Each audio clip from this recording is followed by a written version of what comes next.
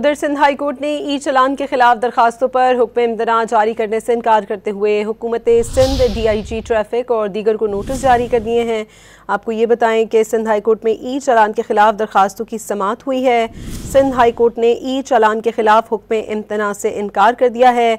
सिंध हुकूमत, DIG traffic और दीगर को नोटिस जारी कर दिए गए हैं। सिंध हाई कोर्ट ने ई चलान के खिलाफ दरखास्तों पर हुक्म इम्तना जारी करने से इनकार करते हुए हुकूमत सिंध, DIG ट्रैफिक और दीगर को नोटिस जारी कर दिए हैं। पहले जवाब आ जाए फिर इस बारे में बात की जाएगी। जस्टिस अदनान इकबाल चौधरी ने रिमार्क्स दिए हैं।